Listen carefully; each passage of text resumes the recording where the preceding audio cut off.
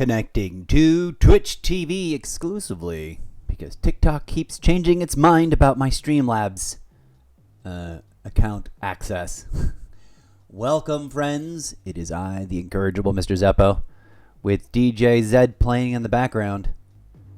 On today's live stream, we're going to be jumping into the new Hive planet to try to contribute to the MO. Please stand by. This live stream will begin shortly.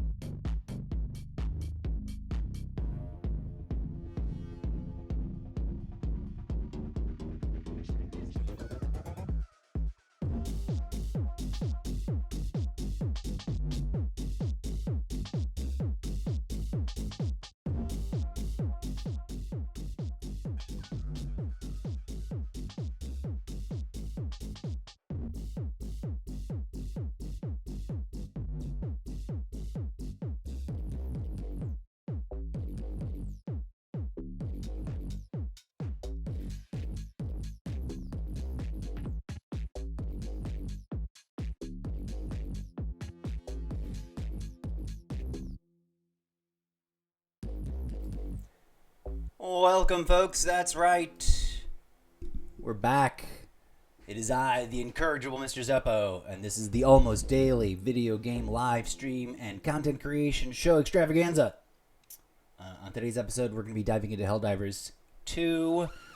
I'm relatively new. Obviously, all of us Xbox players are new to the Helldivers community, and wowzers, there are all kinds of interesting things going on in the social media circles and groups and pages that relate directly to this. It's interesting. There seems to be a counterpoint to the most common thing I heard about Helldivers 2 before getting it and before it even was available on Xbox is that the community is awesome and welcoming and helpful and not toxic. Increasingly, though, since the Xbox community invaded the Helldivers 2 servers, and now is it apparently Xbox numbers now outrank PS and PC players.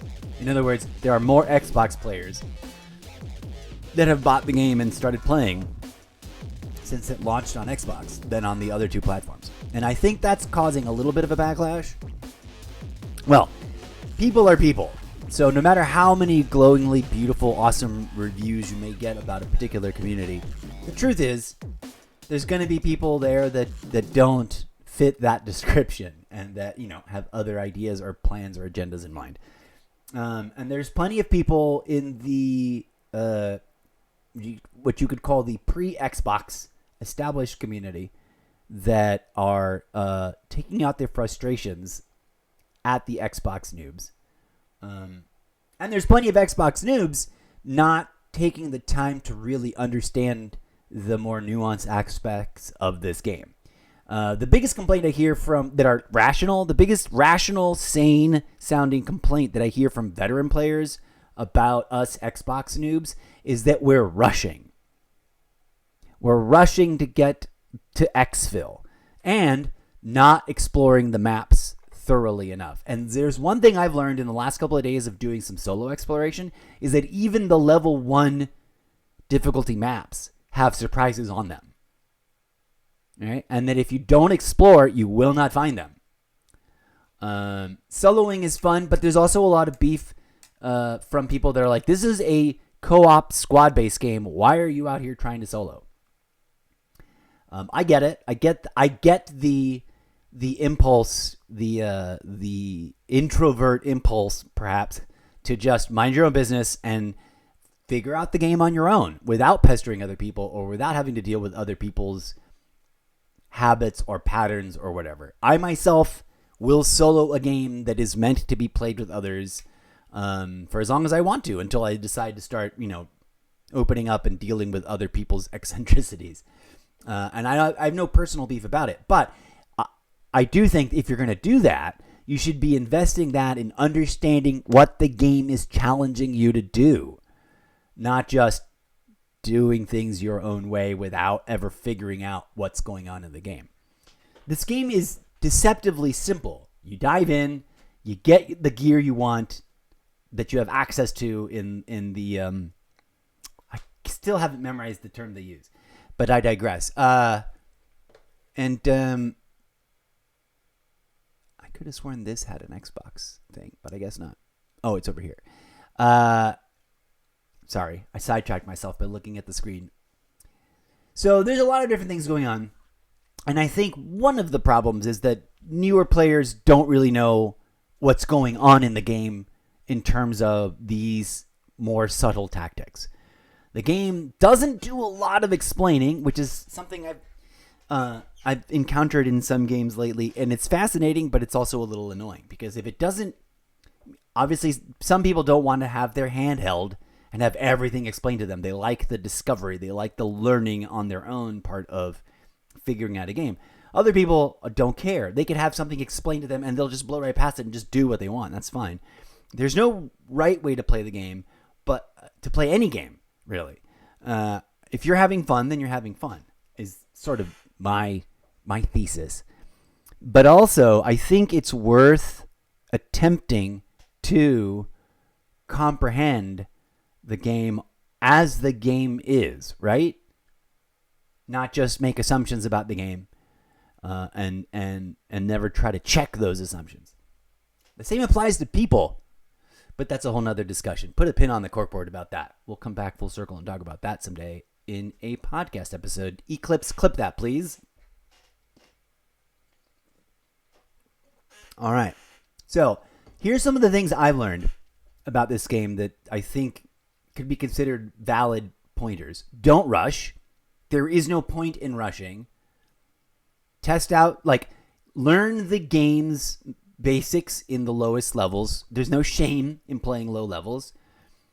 Don't be afraid to use the SOS thing. That's not a last minute thing. That's the first thing I launch when I'm feeling social and want to play with other people. And I haven't gathered a crew yet.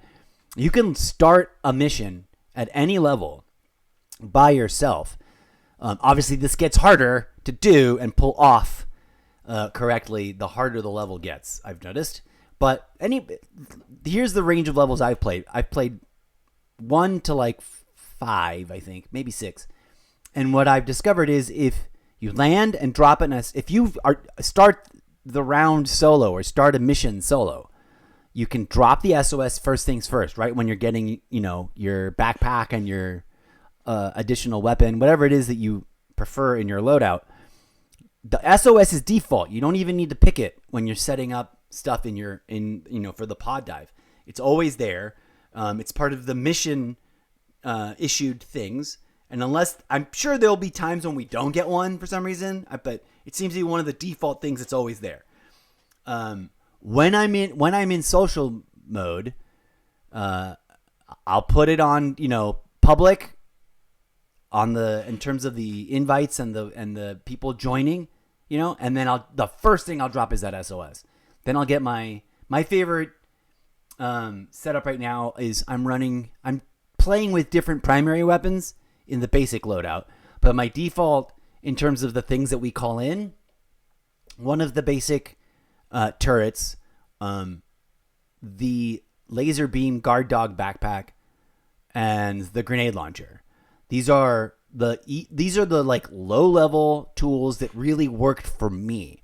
Everyone's just like in Call of Duty. Everyone on social media is like, "What's the best thing? What's the best?" And I don't think we have a quote meta the way they do in Call of Duty. In fact, I've even seen a social media post about that. That's like, don't think about it in the same way as you do in Call of Duty. Find what works for you. And that's always true. Even in Call of Duty, whatever the meta is, find the machine that works for you and then use it. That'll make it new meta. If you find a machine that works for you, like a weapons combo or a machine whose physics, are agreeable to your hand-eye coordination, use it, even if it isn't meta, quote unquote. That's going to help make it meta. Other people will discover those tools if you use them and you share about them, right? But anyways, so there's a lot to figure out in this game that's sort of simple and obvious. Like, I didn't understand war bonds. They are sort of like a battle pass in Call of Duty, but they're also just permanently there, and you can unlock them with in-game earnable credits that you do not have to spend money on, right? Different than Call of Duty. In Call of Duty, I mean, you can unlock the seasonal battle pass with credits that you've earned during the rest of the season, but that is such a steep. They make it nearly impossible to do that without spending a little bit of money. And then, of course, they've got the Black Cell level that's like additional stuff and mostly cosmetics, but there's a few things that are really cool. The war bonds are radically different. You can spend I think it's $9 or whatever to get the super credits, the in-game currency amount to get a new war bond unlocked, but you can also just grind for it. And right now, I've started on the basic one, and don't sleep on that. I think a lot of Xbox players not thinking or not looking into what the war bonds are, or maybe ignoring them because they think of it like the battle pass systems from other games. We're just ignoring it, and they're sleeping on the free one, the Helldivers Mobilize. That one is there by default, unlocked and accessible. So get on that. Don't sleep on that. If you're new, if you're a new Xbox player, you can start unlocking items from that one right away. And if you bought the Super Citizen bundle for the extra $40, you get one war bond token. It's an invisible token, although they did recently issue tokens. It's been that part's been really confusing. Ever since I installed the game, I have clearly been able to unlock one premium war bond, but I didn't have any kind of visual icon of a token. It just would let me know that, like, if I clicked on the purchase button, it would be like, you can spend your token if you want on this one. I still haven't. Did I do that? Yes, I did finally decide on the most recommended one from the previous batch. Although now everyone's hyping the new war bond that recently dropped. It's probably next on my list. We are currently grinding to see how long it genuinely takes to get enough credits to unlock the next war bond without spending any cash money. That's what I'm up to right now. And I'm currently like halfway to 1,000, and I think it's either 1,000 or 1,500. So it won't be that hard. I mean, I'm lucky. I've got lots of time, obviously, because I'm sitting here trying to make it into the stream game. And so I've set aside, I obviously give myself a lot of time to play these games. There's still way too many games on my list of variety gimmick for me to even satisfactorily play. And there's so many games that I miss.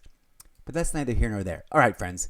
Enough rambling. Let me know what you think about Helldivers 2. And if you're looking for someone to team up with, come on through. You can add me on Xbox. If you're an Xbox player, you can add me in the game. And of course, one of the things I found really interesting is that I rarely get actual human, I have not found my audience yet. I'm going to be really honest. And it's weighing on me. But with this game, with Helldivers 2, I've noticed that once I'm in the game, I haven't seen this many people show up. And it's not been a huge, overwhelming number. But a small handful of people, individual different people, have come in and been like, hey, welcome to the Helldivers community, man. What's up? Do you want some help or anything? And it's like super groovy. I haven't had that experience since I was super heavy into Call of Duty Mobile. For some reason, the Call of Duty Mobile community over there, in that game, I'm moderately popular. In fact, I have been away from that game for a hot minute, and I don't want to make promises and then look a fool, but I wouldn't be surprised if the first day we get back to Call of Duty Mobile, we get slammed with at least 2 invites to play a match like right away before we're even ready to play, because I haven't looked at my loadouts and all that kind of stuff.